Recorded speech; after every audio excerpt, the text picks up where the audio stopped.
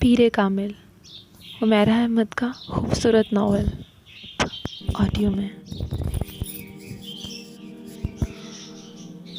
وہ کامران نے سر اٹھا کر دیکھا۔ بہت بورنگ گیم ہے، طلحہ نے تبصرہ کیا اور کامران کی ٹانگوں کو پھلانگتے ہوئے لاؤنج سے باہر نکل آیا۔ کامران ہونٹ پیچھے 7 ہندسوں پر مبنی اسکور کو دیکھ رہا تھا جو اسکرین کے ایک کونے میں جگمگا رہا تھا۔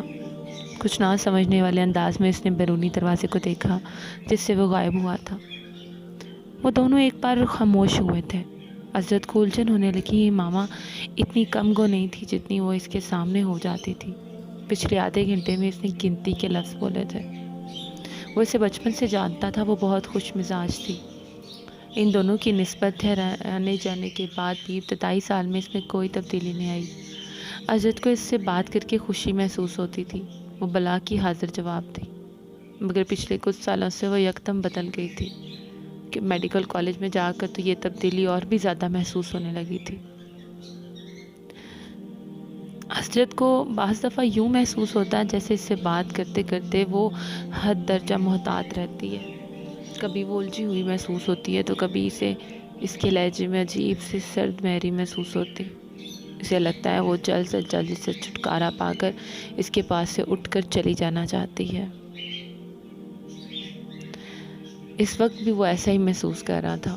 وہ کئی بار سوچتا ہوں کہ میں خواہ مخواہ ہی تمہارے لیے یہاں آنے کا تذکرہ کرتا ہوں، تردد کرتا ہوں۔ تمہیں تو اس سے کوئی فرق ہی نہیں پڑتا کہ میں آؤں یا نہ آؤں۔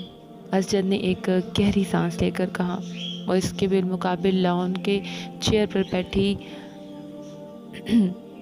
ٹانگ پر ٹانگ چڑھائی ہوئی ببل کو گھور رہی تھی۔ اسجد کی شکایت پر اس نے گردن ہلائے بغیر اپنی نظریں ببل سے ہٹا کر اسجد پر مرکوز کر دی۔ اسجد نے سوالیہ نظروں سے اسے دیکھا مگر وہ خاموش رہی۔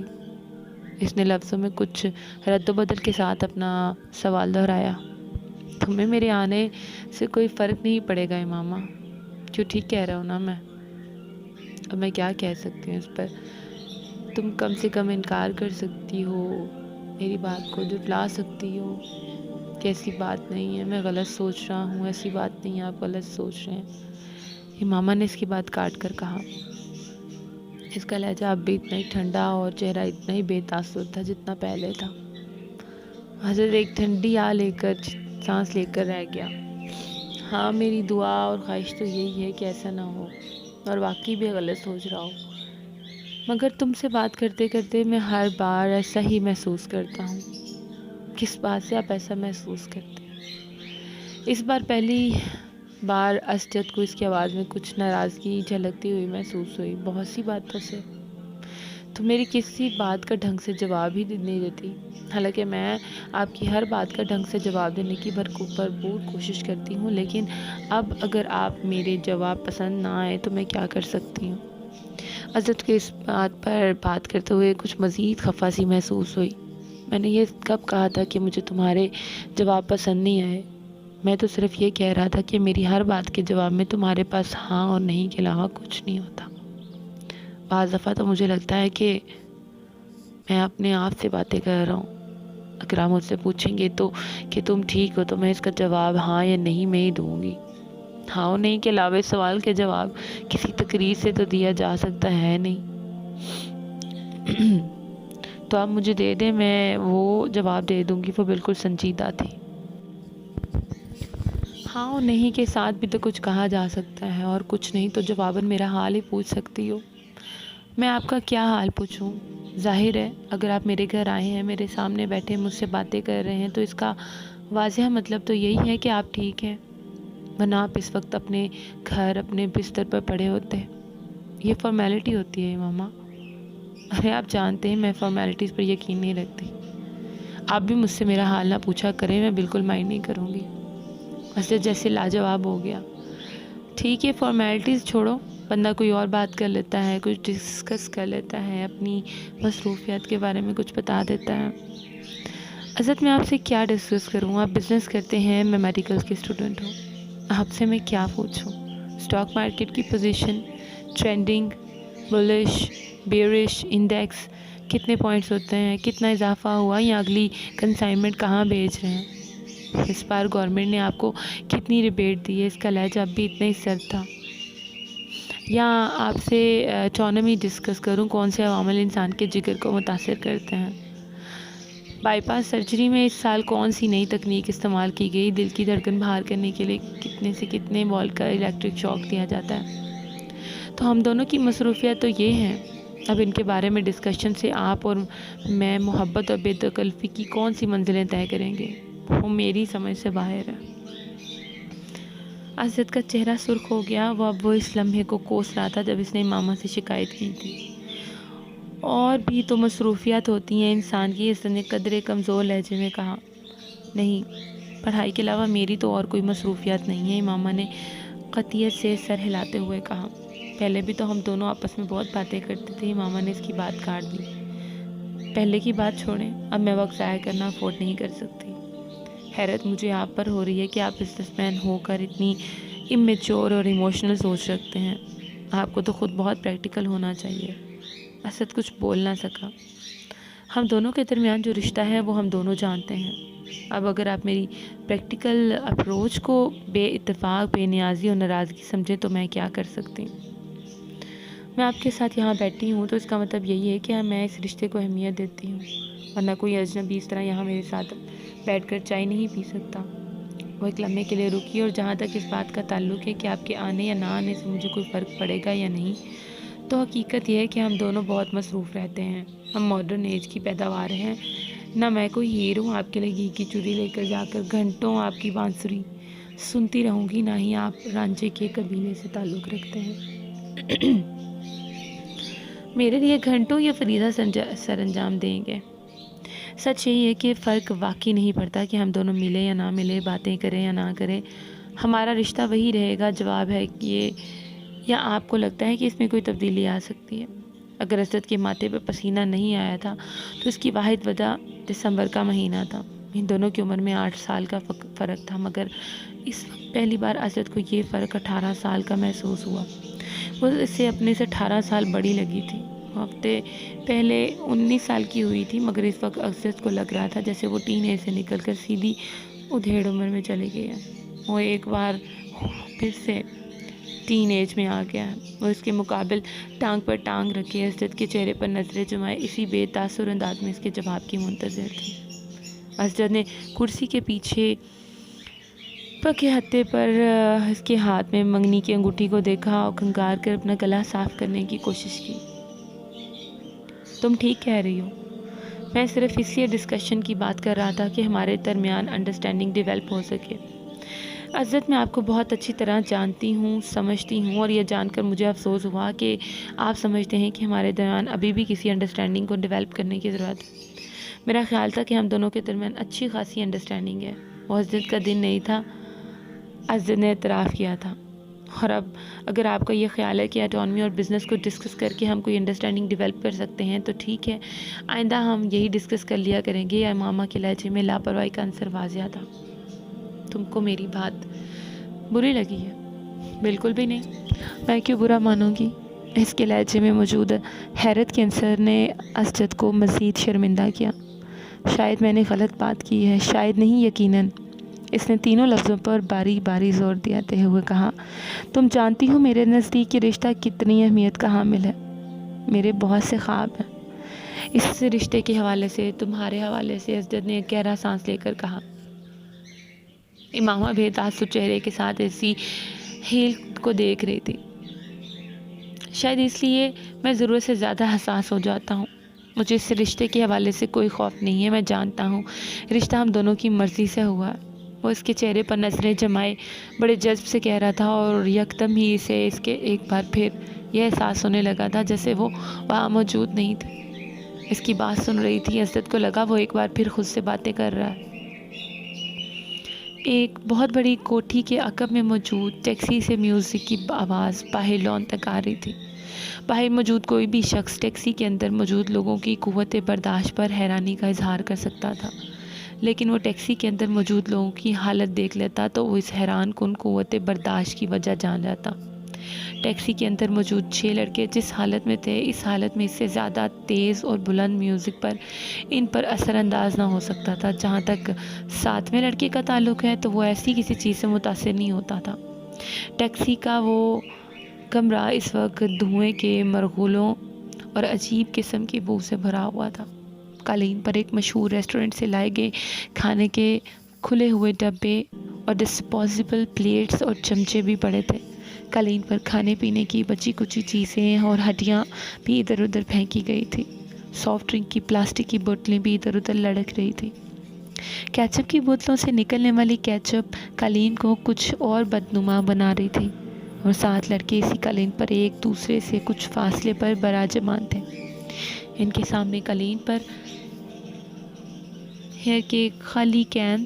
بیئر کے خالی کینز کا ایک ڈھیر بھی لگا ہوا تھا، اور تفریح کا یہ سلسلہ وہی نہیں رکا تھا۔ اس وقت وہ ان ڈرنکس کو استعمال کرنے میں مصروف تھے جن کا استعمال ان میں سے ایک نے کیا تھا۔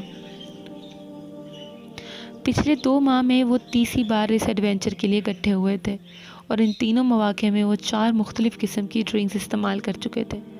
پہلی بار انہوں نے وہ ڈرگ استعمال کی جو ان میں سے ایک کو اپنے باپ کی دراز سے ملی تھی۔ دوسری بار انہوں نے جو ڈرگ استعمال کی وہ انہوں نے ایک اسکول فیلو کے توسط سے اسلام آباد کے ایک کلب سے خریدی تھی، اور اس بار وہ جو ڈرگ استعمال کر رہے تھے وہ انہوں نے ایک ٹرپ پر راولپنڈی کی ایک مارکیٹ میں ایک افغان سے خریدی تھی۔ تینوں موقع پر انہوں نے ان ڈرگس کے ساتھ الکوہل کا استعمال کیا تھا جن کا حصول ان کے لیے مشکل نہیں تھا۔ اس وقت بھی ان 7 لڑکوں میں سے 6 لڑکے پوری طرح نشے میں تھے۔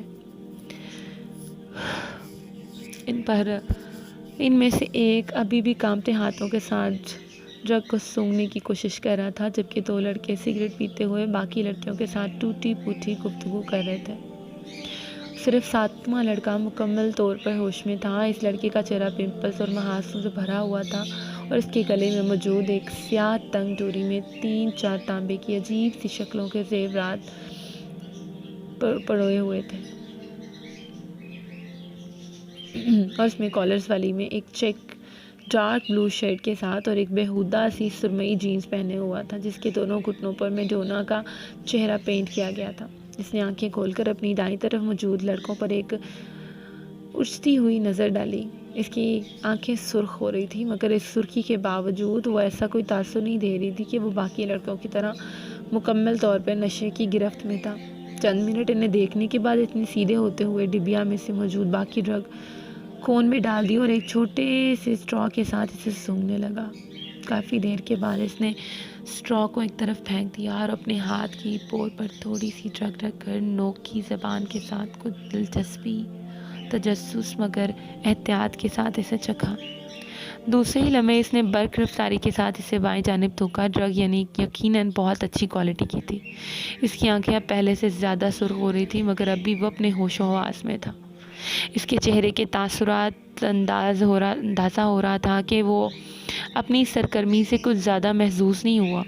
1-2 منٹ کے بعد اس نے اپنے پاس قالین پر پڑے ہوئے بیئر کے کین سے چند گھونٹ لیے اور جیسے ہی ڈرگ کے ذائقے کو صاف کرنے کی کوشش کی، کین رکھنے کے بعد وہ چند منٹ تک کون میں موجود ڈرگ کو دیکھتا رہا۔ دوسرے 6 لڑکے اس وقت تک نشے میں پوری طرح دھت کارپیٹ پر اوندھے سیدھے پڑے تھے، مگر وہ ابھی بھی اسی طرح بیٹھا تھا، کین میں موجود بیئر کے گھونٹ لیتے ہوئے پرسوچ انداز میں ان سب کو دیکھتا رہا۔ اس کی آنکھیں اب متورم ہو رہی تھیں، مگر ان میں موجود چمک بتا رہی تھی کہ وہ ابھی بھی مکمل طور پہ نشے میں نہیں ہے۔ یہ اس کے ساتھ تیسری بار ہوا تھا۔ پہلی 2 بار ڈرگس استعمال کرنے کے بعد وہ اسی طرح بیٹھا رہا، جبکہ اس کے دوست بہت جلد نشے میں دھت ہوئے تھے۔ رات کے پچھلے پہر ان لوگوں کو اسی حالت میں چھوڑ کر خود گھر آ گیا۔ آج بھی وہ یہی کرنا چاہتا تھا۔ کمرے میں موجود ڈرگ کی بو سے اب پہلی بار وہ الجھنے لگا تھا۔ اس نے کھڑا ہونے کی کوشش کی، وہ لڑکھڑا گیا اور اپنی لڑکھڑاہٹ پر قابو پاتے ہوئے وہ سیدھا کھڑا ہو گیا۔ نیچے جھک کر اس نے کارپیٹ سے کی رنگ والیٹ کریڈٹ کارڈ اٹھایا اور پھر آگے بڑھ کر اس نے اسٹیریو کو بند کر دیا۔ اپنی متورم اور سرخ آنکھوں سے اس نے کمرے میں ایک نظر دوڑائی۔ یوں جیسے وہ کوئی چیز یاد دلانے کی کوشش کر رہا ہو۔ پھر وہ کمرے کے دروازے کی طرف بڑھا۔ ایک بار پھر نیچے بیٹھ کر اس نے جوگرز پہنے، ان کے تسموں کو ٹخنوں کے گرد لپیٹ کر گرا باندھی اور پھر دروازے کا لاک کھول کر باہر نکل آیا۔ روشنی سے یکدم کور ریڈیو کی تاریکی میں آ گیا۔ اندھیرے میں اپنا راستہ ڈھونڈتے ہوئے وہ ٹیکسی کے بیرونی دروازے کو کھولتا ہوا باہر لان میں آ گیا۔ ٹیکسی کی سیڑھیاں اترتے ہوئے اسے اپنی ناک سے کوئی چیز بہتی ہوئی محسوس ہوئی۔ اس نے اپنی ٹراؤزر کی جیب ٹٹولتے ہوئے اندر سے ایک رومال برآمد کیا، اپنے پوروں پر لگا ہوا خون صاف کیا اور اس کے بعد اسی رومال کے ساتھ اس نے اپنے ناک سے بہنے والا ٹپکنے والا خون صاف کیا۔ اسے اپنی حلق میں سے کوئی چیز چبھتی ہوئی محسوس ہوئی۔ اس نے کنکار کر اپنا گلا صاف کرنے کی کوشش کی۔ اسے اب اپنے سینے میں بھی گھٹن کا احساس ہونے لگا۔ چند گہرے سانس لے کر اس نے اس گھٹن کو کم کرنے کی کوشش کی۔ وہیں کھڑے کھڑے اس نے 2-3 بار نیچے تھوکا اور ایک بار پھر سیڑھیاں اترنے کے لیے قدم بڑھایا۔ وہ یکدم ٹھٹک گیا۔ اس کے ناک میں عجیب سی سنسناہٹ ہوئی اور پھر یکدم کوئی چیز پوری قوت سے بہنے لگی۔ وہ بے اختیار کمل کے بل جھک گیا اور ایک دھار کی صورت میں اس کی ناک سے نکلنے والا خون سیڑھیوں پر گرنے لگا۔ وہ بے اختیار کمر کے بل جھک گیا۔ ایک دھار کی صورت میں اس کی ناک سے نکلنے والا خون سیڑھیوں پر گرنے لگا۔ ماربل پر پھسلتا ہوا خون وہ اسے دیکھ رہا تھا۔ گولف کلب میں تقریب تقسیم میں انعامات منعقد کی جا رہی تھی۔ 16 سالہ سالار سکندر بھی انڈر میکسیکن کی کیٹیگری 7 انڈر پار کے سکورز کے ساتھ پہلی پوزیشن کی ٹرافی وصول کرنے کے لیے موجود تھا۔ سکندر عثمان سالار سکندر کے نام پکارے جانے پر تالیاں بجاتے ہوئے اس ٹرافی کیبنٹ کے بارے میں سوچا، جس میں اس سال انہیں کچھ مزید تبدیلیاں کروانی پڑیں گی۔ سالار کو ملنے والی شیلڈ زارو ٹرافی کی تعداد اس سال بھی پچھلے سالوں جیسی ہی تھی۔ ان کے تمام بچے پڑھائی میں بہت اچھے تھے، مگر سالار سکندر باقی سب سے مختلف تھا۔ ٹرافیز، شیلڈ، سرٹیفکیٹس کے معاملے میں وہ سکندر عثمان کے باقی بچوں سے بہت آگے تھا۔ 150 آئی کیو لیول کے حامل اس بچے کا مقابلہ کرنا ان میں سے کسی کے لیے ممکن بھی نہیں تھا۔ فخری انداز میں تالیاں بجاتے ہوئے سکندر عثمان نے دائیں طرف سے بیٹھی ہوئی اپنی بیوی سے سرگوشی میں کہا، یہ گولف میں اس کی 13ویں اور اس سال کی 4تھی ٹرافی ہے۔ ہر چیز کا حساب رکھتے ہو تم؟ اس کی بیوی نے مسکراتے ہوئے جیسے قدر شائستگی انداز میں اپنے شوہر سے کہا، جس کی نظریں اس وقت مہمان خصوصی سے ٹرافی وصول کرتے ہوئے سالار پر مرکوز تھی۔ صرف گول کا؟ اور کیوں؟ وہ تم اچھی طرح جانتی ہو۔ سکندر عثمان نے اپنی بیوی کو دیکھا جو اب سیٹ کی طرف جاتے ہوئے سالار کو دیکھ رہی تھی۔ آئی بیٹ اگر یہ اس مقابلے میں شرکت کرنے والے پروفیشنل کھلاڑیوں کے ساتھ کھیل رہا ہوتا تو اس وقت اس کے ہاتھ میں یہی ٹرافی ہوتی۔ سکندر عثمان بیٹے کو دور سے دیکھتے ہوئے کچھ فخری انداز میں دعویٰ کیا۔ سالار اب اپنی سیٹ کی اطراف میں موجود دوسری سیٹوں پر موجود دوسرے انعامات حاصل کرنے والوں سے ہاتھ ملانے میں مصروف تھا۔ ان کی بیوی کو سکندر عثمان کے دعوے پر کوئی حیرانی نہیں ہوئی، کیونکہ وہ جانتی تھی سالار کے بارے میں یہ ایک باپ کا جذباتی جملہ نہیں، بلکہ وہ واقعی اتنا ہی غیر معمولی تھا۔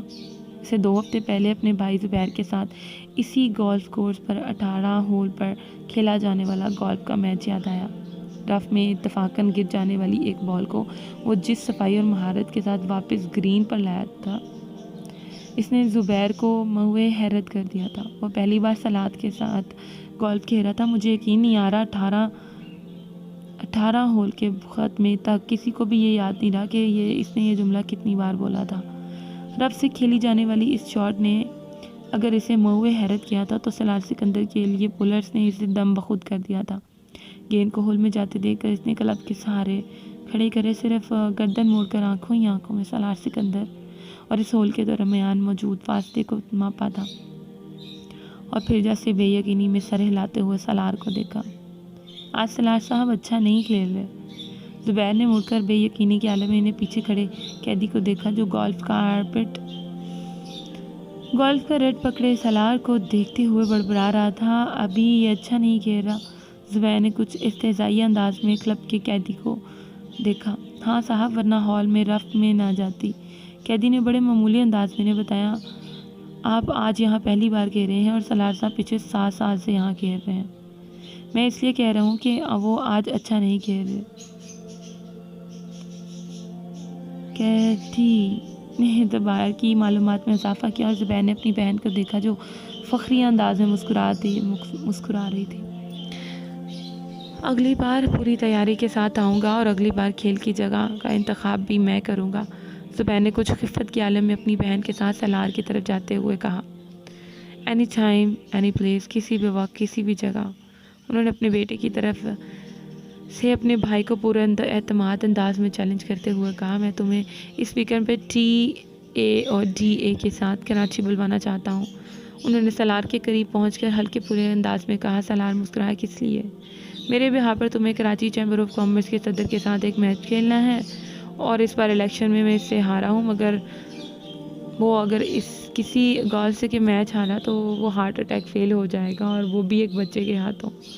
Let see settle the scores. وہ اپنے بھائی کی بات پر ہنسی تھی مگر سالار کے ماتھے پر چند بل نمودار ہو گئے تھے۔ بچہ، اس نے ان کے جملے میں موجود واحد قابل اعتراض لفظ پر زور دیتے ہوئے اسے دہرایا۔ میرا خیال ہے انکل، مجھے کل آپ کے ساتھ 18 ہولز کا ایک اور گیم کھیلنا پڑے گا۔ اسد دروازہ کھول کر اپنی ماں کے کمرے میں داخل ہوا۔ امی، آپ سے ایک ضروری بات کرنی ہے۔ ہاں کہو، کیا بات ہے؟ اسد صوفے پہ بیٹھا اور آپ ہاشم انکل کی طرف نہیں گئی؟ نہیں، کوئی خاص بات ہے؟ ہاں امامہ، ہاشم اس ویکینڈ پر آئی ہوئی ہے۔ اچھا، آج شام کو چلیں گے، تم گئے تھے وہاں؟ شکیلہ نے مسکراتے ہوئے کہا۔ ہاں میں گیا تھا۔ کیسی ہے وہ؟ اس بار تو خاصے عرصے کے بعد آئی ہے، شکیلہ کو یاد ہے؟ ہاں، وہ 2 ماہ کے بعد۔ شکیلہ کو اسد کے کچھ الجھا ہوا لگا۔ کوئی مسئلہ ہے؟ ہاں امی، مجھے ماما پہلے کچھ عرصے سے بہت بدلی لگ رہی ہے۔ اس نے ایک گہرا سانس لیتے ہوئے کہا۔ بدلی کیا مطلب تو میں شاید آپ کو نہیں سمجھا سکتا، بس اس کا رویہ میرے ساتھ کچھ عجیب سا ہے۔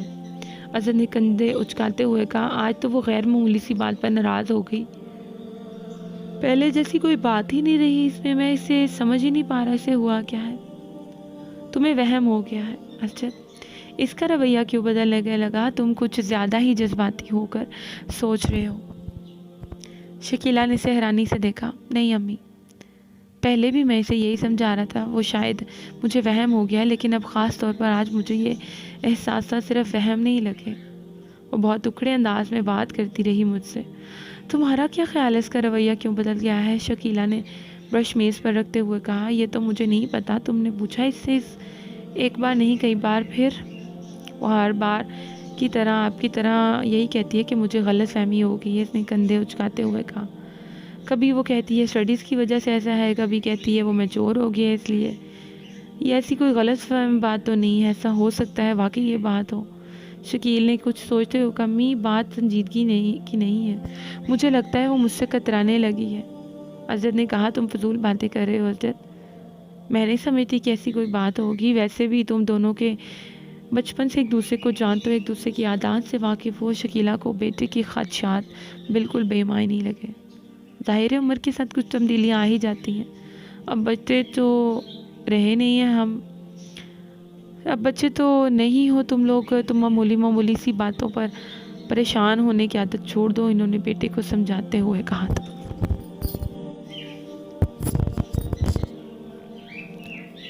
کم سے کم وہ اپنے فرض سے سبکدوش ہو جائیں۔ شکیلہ نے انکشاف کیا کہ انکل نے ایسا کب کہا؟ اسد چونکا۔ کئی بار کہا ہے، میرے خیال سے وہ لوگ تو تیاریاں بھی کر رہے ہیں۔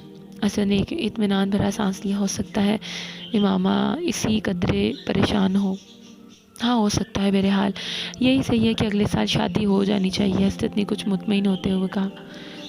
وہ 16-17 سال کا ایک دتلا پتلا لڑکا مگر لمبا لڑکا تھا، اس کے چہرے پر بلوغت کا وہ چہرہ رواں نظر آ رہا تھا جیسے ایک بار شیو نہیں کیا گیا ہو۔ اس روئے نے اس کے چہرے کی معصومیت کو برقرار رکھا تھا۔ وہ سپورٹس شارٹس اور ڈھیلی ڈھالی شرٹ پہنے ہوا تھا، اس کے پیروں میں کاٹن کی جرابیں اور جوگرز تھے۔ چوئنگم چباتے ہوئے اس کی آنکھوں میں ایک عجیب طرح کی بے چینی اور اضطراب تھا۔ وہ اس وقت ایک پرہجوم سڑکوں کے بیچوں بیچ ایک ہیوی ڈیوٹی موٹر سائیکل پر بیٹھا تیزی سے تقریباً اسے اڑائے لے جا رہا تھا۔ وہ کسی قسم کی ہیلمٹ کے بغیر تھا اور بہت ریش انداز میں موٹر سائیکل کو چلا رہا تھا۔ اس نے 2 دفعہ سگنل توڑا، 3 دفعہ خطرناک طریقے سے کچھ گاڑیوں کو اوورٹیک کیا، 4 دفعہ بائک چلاتے ہوئے اس کا اگلا پہیہ اٹھا دیا، اور کتنی دیر ہی دور تک صرف ایک ہی پہیے پر بائک چلاتا رہا۔ 2 دفعہ دائیں اور بائیں دیکھے بغیر اس نے برق رفتاری سے اپنی مرضی کا ٹرن لیا اور ایک دفعہ وہ زگ زیگ انداز میں بائک چلانے لگا۔ 6 دفعہ اس نے پوری رفتار سے بائک چلاتے ہوئے اپنے دونوں پاؤں اٹھا دیے، اور پھر ایک دم ہی برق رفتاری سے بائک چلاتے ہوئے اس نے 1 وے کی خلاف ورزی کرتے ہوئے لین کو توڑا اور دوسری لین میں زناٹے کے ساتھ گھس گیا۔ سامنے سے آتی ہوئی ٹریفک کی بریکیں یک دم چرچرانے لگی۔ اس نے فل سپیڈ بائک چلاتے ہوئے یک دم ہینڈل بر سے اپنے ہاتھ ہٹا دیے۔ بائک پوری رفتار کے ساتھ سامنے سے آنے والی گاڑی کے ساتھ ٹکرائی اور ایک جھٹکے کے ساتھ ہوا میں بلند ہوا۔ پھر کس چیز سے گرا اسے اندازہ نہیں ہوا، اس کا ذہن تاریک ہو چکا تھا۔ وہ دونوں لڑکے اسٹیج پر ایک دوسرے کے بالمقابل روسٹ روم کے پیچھے بیٹھ کھڑے تھے، مگر ہال میں مجھے اس اسٹوڈنٹ کی نظریں ہمیشہ کی طرح ان پر مرکوز تھی۔ وہ دونوں ہیڈ بوائے کے انتخاب کے لیے کنونسنگ کر رہے تھے، اور پروگرام کا بھی ایک ہی حصہ تھا۔ دونوں کے روسٹ روم پر ایک پوسٹر لگا تھا جن میں سے ایک کو پروموٹ فار سالار اور دوسرے پر پروموٹ فار فیضان لکھا تھا۔ اس وقت فیضان ہیڈ بوائے بن جانے کے بعد اپنے ممکنہ اقدامات کا اعلان کر رہا تھا، جبکہ سالار پوری سنجیدگی کے ساتھ اسے دیکھنے میں مصروف تھا۔ وہ اسی برٹش لب و لہجے میں بات کر رہا تھا جس کے لیے وہ مشہور تھا۔ بہترین ساؤنڈ سسٹم کی وجہ سے اس کی آواز اور انداز دونوں ہی خاصے متاثر کن تھے۔ الفاظ میں بلا شبہ سکوت طاری تھا، اور یہ خاموشی صرف اسی وقت ٹوٹتی جب فیضان کے سپورٹرز کسی اچھے جملے پر داد دینا شروع ہوتے۔ ہال یکدم تالیوں سے گونج اٹھتا۔ آدھے گھنٹے کے بعد جب اپنے لیے ووٹ کی اپیل کرنے کے بعد خاموش ہوا تو ہال میں ایک اگلے لمحے تالیاں اور سیٹیاں بجتی رہیں۔ تالیاں بجانے والے میں خود سالار سکندر بھی شامل تھا۔ فیضان نے ایک فاتحانہ ہال پر نظر ڈال کر سالار پر ڈالی اور اسے تالیاں بجاتے دیکھ کر اس نے گردن کے ہلکے سے اشارے سے اسے سراہا۔ سالار سکندر آسان حریف نہیں تھا، یہ وہ اچھی طرح سے جانتا تھا۔ اسٹیج سیکرٹری اب سالار سکندر کے لیے اناؤنسمنٹ کر رہا تھا۔ تالیوں کی گونج نے سالار نے بولنا شروع کیا، گڈ مارننگ فرینڈز۔ وہ یک لحظہ ٹھہرا۔ فیضان اکبر ایک مقرر کے طور پر یقیناً ہمارے اسکول کا ایک اثاثہ ہے۔ میں یا دوسرا کوئی بھی ان کے مقابلے میں کسی اسٹیج پر کھڑا نہیں ہو سکتا۔ وہ ایک لمحے کے لیے رکا اور اس نے فیضان کے چہرے کو دیکھا جس پر ایک فخریہ مسکراہٹ ابھر رہی تھی، مگر سالار کے جملے باقی حصے نے اگلے لمحے اس کی مسکراہٹ کو غائب کر دیا۔ اگر معاملہ صرف باتیں بنانے کا ہو تو حال میں ایک ہلکی سی کھلکھلاہٹیں ابھری۔ سالار کے لہجے کی سنجیدگی برقرار تھی، مگر ایک ہیڈ بوائے مقرر میں بہت فرق ہوتا ہے۔ مقرر کو باتیں کرنی ہوتی ہیں اور ہیڈ بوائے کو کام کرنا ہوتا ہے۔ دونوں کے درمیان فرق ہوتا ہے۔ ہیڈ بوائے کو کام کرنا ہوتا ہے، ڈو اور ڈز کا فرق ہے دونوں میں۔ Great talkers are not great doers. Salar کے سپورٹرز کی تالیوں سے ہال گونج اٹھا۔ میرے پاس فیضان اکبر جیسے خوبصورت لفظوں کی روانی نہیں ہے، اس نے اپنی بات جاری رکھی۔ میرے پاس صرف میرا نام ہے، میرا متاثر کن ریکارڈ، اور مجھے کنونسنگ کے لیے لفظوں کو کوئی دریا نہیں بنانے، مجھے صرف چند الفاظ کہنے ہیں۔ وہ ایک بار رکا، ٹرسٹ می اور ووٹ فار می۔ اس نے شکریہ ادا کرتے ہوئے جس وقت اپنے مائک کو آف کیا، اس وقت ہال تالیوں سے گونج رہا تھا۔ 1 منٹ 40 سیکنڈ میں وہ اسی نپے تلے اور کیلکولیٹڈ انداز میں بولا تھا جو اس کا خاصا تھا، اور اسی 1.5 منٹ نے فیضان کا تختہ الٹ دیا تھا۔ یہ اس کا ابتدائی تعارف کے بعد وہ دونوں امیدواروں سے سوال و جواب کا سلسلہ شروع ہوا تھا۔ سالار سکندر ان جوابات میں بھی اتنے ہی اختصار سے کام لے رہا تھا جتنی اس نے اپنی تقریر میں لیا تھا۔ اس کا سب سے طویل جواب 4 جملوں پر مشتمل تھا، جبکہ فیضان کا سب سے مختصر جواب بھی 4 جملوں پر مشتمل نہیں تھا۔ فیضان کی وہ فصاحت و بلاغت جو پہلے اس کی خوبی سمجھی جاتی تھی، اس وقت سٹیج پر سالار کے مختصر جواب کے سامنے چرب زبانی نظر آ رہی تھی۔